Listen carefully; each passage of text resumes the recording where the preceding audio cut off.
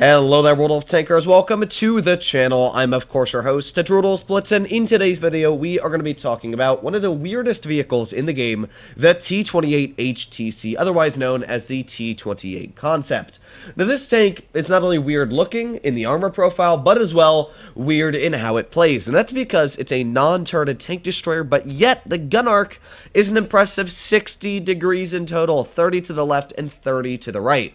That means that not only can you get some really funky angles using the really strong frontal armor it has and getting some bounces, but as well, this tank actually has the ability to be quite flexible for a turreted or a non-turreted tank destroyer. It almost plays like it has a turret sometimes, but yeah, I figured, you know what, this is a tank that almost nobody talks about unless it sometimes comes out in the stores, and even then, it's really rare to see a review on this tank, and I just find it kind of funky and weird to play, and I haven't played it in a long time, so I figured, you know what, in today's video, let's pull it out and see how it does perform, because, well, why not? It's a fun vehicle to what I remember, I hope.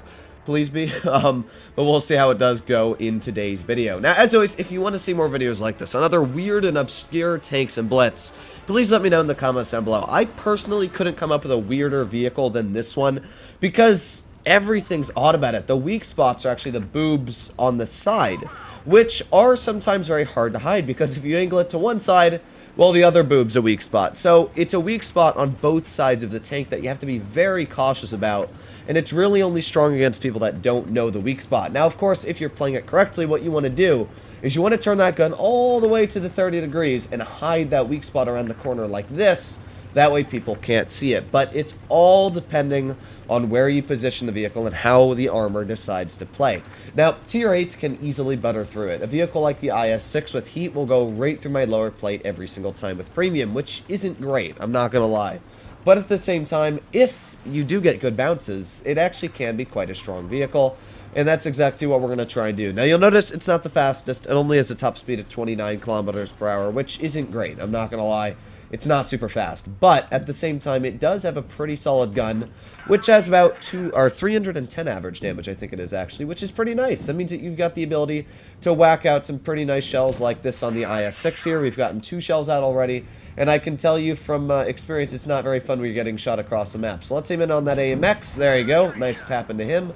Lowering his hit points quite a bit. And, well, I can tell you, he's probably not liking me all too much. But that enemy tank was taken out very, very quickly, and he's not enjoying life too much either. Now, we do got the T-25 AT off to the side, who I'm going to aim right in on his track wheel. Hopefully that pens, but you never know. Sometimes they pen, sometimes they don't. We've got a lot of vehicles, though, off to the side here.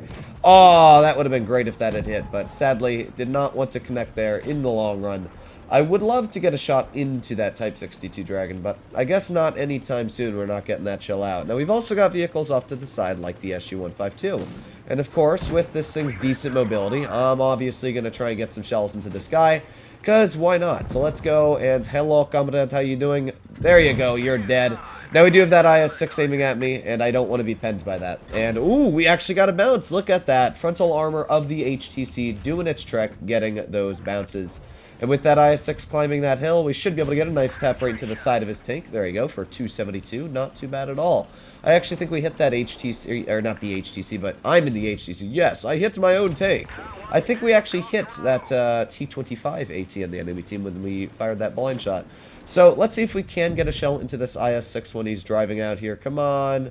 You butt. You absolute butt. Oh, I thought we had hit that. Imagine if we had. That would have been great, but no. No, we are not hitting that shell anytime soon. Right now, what we're going to do is we're going to drive forward so we don't get hit by the IS-6. Nice shot into him as well there.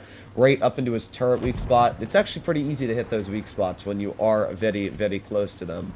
But I got to be careful here, because that is a pretty healthy IS-6, and he could jump right down on our tank. And obviously, I wouldn't appreciate that all too much. Now, we do got the Tiger 1 over there, so what we're going to do is I'm actually just going to show my weak side. And while I'm doing that, I'm going to drive my tank all the way up this hill and see if we can get some nice shells out. Because I know that that T-71 is going to struggle quite a bit. The real question is the enemy IS-6 going to lose to a Tier 7 tank destroyer? Now, I will say, this tank is not overpowered by any means added. It's a decent tank, but it's definitely not OP. So that's one thing to keep in mind, but let's try and get a nice shell in. You can see this is one of the downsides of the vehicle. The poor penetration can let it down, but at the same time, we do got enough pen to easily cut through his armor if he's angling it at a weak spot like this. And again, you can see there, though, it struggles. It struggles a lot. So what we're going to do is we're going to try one more time here. Cut. Oh, my God. Okay, no. We're gonna defeat him by big brain ingenuity here. We are going to turn our tank to the side here and yeet! There you go. Good. Okay. Thank God. I was about to say, if we lose to this guy, it's going to be really, really sad. But you can see the issue with this tank. That pen is bad, especially against Tier 8 opponents. It does let you down. Most Tier 7 tank destroyers struggle in penetration, but yeah, that wasn't great. To be completely honest, I could have had worse, but yeah, it wasn't great. Let's aim it on this Tiger. Fire! What the? Oh, there's a dent in the hill there. Well, that kind of sucks, but you know what? We're going to reload them. Fire! Take that! We got that 30 damage. Oh, boy. So, the first game wasn't great, but it wasn't bad. We did about 2,700 damage, which, to be fair, I'll take. We did get pretty much butchered by that IS-6 in the end, but we were able to pen him. So, what is the premium pen on this vehicle? Why is it so poor? Well, I guess I'm not actually running Cali, but that's because the premium's not great as it is. It's only about 220 millimeters of premium penetration, and as you can see there, 220 struggles quite a bit to go up against Tier 8 opponents, especially like a Tiger 2, good luck. So, this is a better game. This is against Tier 7 opponents. Not only that, but these Tier 7 opponents really don't have fantastic premium penetration. The Annihilator is a strong tank. I'll give it credit. Very, very strong tank. In fact, overpowered as heck. But it does fall short when you're up against vehicles that have very, very good armor. And this tank is pretty strong on the armor department as well. It's quite mobile for such a heavy beast. So I'm going to tell the team to go this way, at least a little bit, because I just want this KV-3 to go this way. That's the only guy I'm hoping. Yes. Yes. Now, would I suggest for anybody to buy this tank when it comes out? No, not really. It's a fun tank, but it's also kind of weird. And really, this tank has been collecting dust in my garage for the last probably 5 or 6 months. I pulled it out because I think it's a fun, interesting vehicle. But that's about as far as you'll get. It's really not the strongest of tanks. It is decent. Like, you can get some pretty solid games out in it, but at the same time, you could just play another vehicle like a T25AT and get about the same result, and the T25AT is free. So, you know, it's like, would you rather spend money or save money? I would rather save money. So, we got that Annihilator off to the side there, and if he's just going to sit there, obviously I'm going to... Ah, that sucks. Okay, well, you know what? We're going to push forwards here. We can get some shots, hopefully out maybe to like this T29. Speed and fire. Okay, well, we got an unfortunate bounce there, but on the other side, we are getting some decent shells out already because we're about to rip this T29's armor to pieces. Now, the T29 has decent pen, but as you can see here, we've got pretty decent armor. And if we angle it correctly, this is how you want to use the armor on the T28 HTC.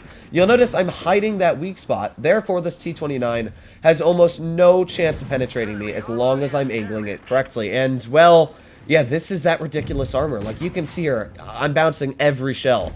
An example why this vehicle is so incredibly strong if played correctly. Now, we got the Annihilator here, and the Annihilator is very, very deadly as well. Although, yep, there went 500 hit points right into my lower plate. Obviously, I don't want to have that happen again because he will ruin my game, like, easily. And he's getting right onto my side, which isn't what I want whatsoever. Yes, this Annihilator is going to shoot me again for another 3 shells, probably ruining my battle. So what we're going to do here is actually big brain the Annihilator. We're going to pull forwards. Oh, but we got the Nazorn as well off to the side now. This is not great by any means. I got to tell you, I got to be completely honest, this is not good. But we're going to turn our tank to the side here. Let's start aiming in on this Nazorn. There's a nice HE going in. And with this, we're going to do some decent stuff. Oh my god, there's more and more tanks every second. It's like, what the heck is going on here? It's just like, what? Why? Every second I pull around this corner, there's another tank aiming at me. Now, we're hopefully going to get the bounce, but no. As you saw, we did get pens right in that side boob. But to be fair, our team was not great. I don't even know how the team died, but they managed to die that quickly. This is some of the issues with Blitz teams you'll run into.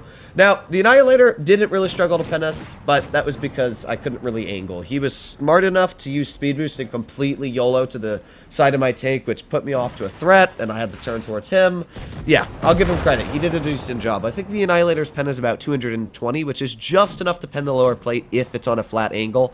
And because I was dealing with that T-29, I couldn't really deal with both tanks, but nonetheless, we still did 2,300. We did 1,000 more than the next best on our team, and we had people like this SU-100Y dealing 0 damage. So obviously, you do have problems with our team still. You got to rely on teams in a Tank Destroyer, and that's usually why Tank Destroyers fall apart very quickly. But that battle, it wasn't the Tank Destroyer's fault by any means. We would have easily and single-handedly killed that T-29, not losing a singular hit point, because that armor is strong in that position. If that Annihilator had sat in that position as well, we would have easily ripped that Annihilator apart. This thing's got very, very solid damage per minute, sitting around 2,500, so it's good on the DPM, it's decent on the penetration. Overall, I really like the HTC, but it definitely has its fair share of weaknesses. Hopefully you enjoyed today's video. As always, if you want to see more like it, please consider smashing that subscribe button down below, as it helps out the channel a crazy amount. As I said, I wouldn't suggest to buy this tank because you can play a T25 AT, which has pretty similar armor, and as well, I think actually more DPM. Of course, my tank has no cruise, so it kind of stock and everything, but I think the DPM is actually more at 24, 25. Yeah, it is more DPM because this adds on like another 200 or so. So yeah, just play the T25 AT, honestly, if you want to get a similar experience, but hopefully enjoy today's video, and I'll be seeing you in the next one. Bye-bye.